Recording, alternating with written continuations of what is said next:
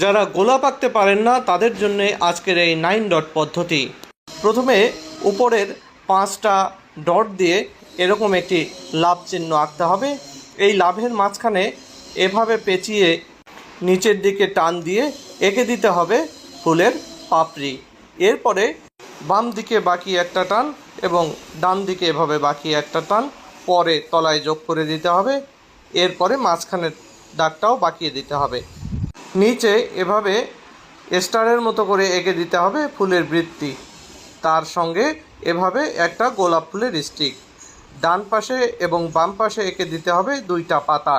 পাতায় এভাবে খাসকাটা থাকবে। 2টা পাতা এভাবে এঁকে দেওয়ার পর এর মাঝখানে দিয়ে দিতে হবে কতগুলো শিরা। এরপর স্টিকের সঙ্গে দিয়ে দিতে হবে কতগুলো কাটা। উপরে দিতে পারেন এরকম একটা পাপড়ি। হয়ে গেল গোলাপ। যারা গরু আঁকতে পারেন না তারা আমার মতো এক্স এবং এইচ ব্যবহার করে গরু আঁকতে পারেন। এভাবে ছোট করে একটা এক্স দিয়ে এক্সের নিচে এভাবে একটা গোল, সেখানে 2টো ফোঁটা দিয়ে গরুর নাক এবং মুখ দিয়ে দিতে হবে। এরপরে ডাইনে এভাবে কার্ভ লাইন, বামে কার্ভ লাইন, উপরেও কার্ভ লাইন দিয়ে চোখ দিয়ে দিতে হবে এভাবে। এরপরে দিয়ে দিতে হবে কানের কিছু অংশ, কানের উপরে অংশ দিয়ে নিচে অংশ দিয়ে এরপরে দিয়ে দিতে হবে 2 পাশে 2টো শিং। এরপরে এভাবে টান দিয়ে গরুর পিঠটা এঁকে ফেলতে হবে। এরপরে নিচে গলার অংশ দিয়ে সামনে একটা পা এভাবে এঁকে ফেলতে হবে। খুঁটটাকে এভাবে কালো করে রং করে দিয়ে পেছনে লেজের লাইন টেনে পা এঁকে দিতে হবে। পিছনের পায়ের খুঁটটাও কালো করে দিয়ে পেটের লাইন, এরপরে লেজটাকে সুন্দর করে এঁকে দিতে হবে।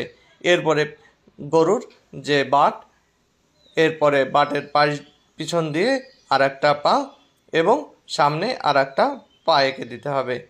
পা এঁকে এর খুঁটটা কালো করে দিতে হবে। এরপর রাবার দিয়ে মুছে ফেললে হয়ে গেল গরু। যারা সহজে টিয়া পাখি আঁকতে চান তারা ইংরেজি এই টু ব্যবহার করে টিয়া পাখি আঁকতে পারেন।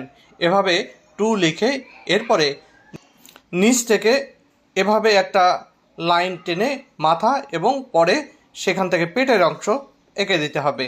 এরপরে পাখনাটা টেনে লম্বা করে পিছনে একটা দাগ দিয়ে দিতে হবে এবং এরপরে টিয়া পাখির ঠোঁট এবং চোখ এঁকে দিতে হবে। এরপরে পাখনায় 3টা লাইন, নিচের লাইনটাকে একটা গাছের ডালে এভাবে রূপান্তর করে ফেলতে হবে। এবার পাখনার নিচে এভাবে দাগ দিয়ে লম্বা করে টিয়া পাখির ল্যাজটা এঁকে দিতে হবে। এরপরে টিয়া পাখির নখগুলো এভাবে এঁকে দিতে হবে। এবারে পাখির গলায় এভাবে 2টো দাগ দিয়ে দিতে হবে। হয়ে গেল টিয়া পাখি। এবার গায়ে সবুজ রং, ঠোঁটে লাল রং এবং ডালে বাদামি রং করে দিলে হয়ে গেল টিয়া পাখি।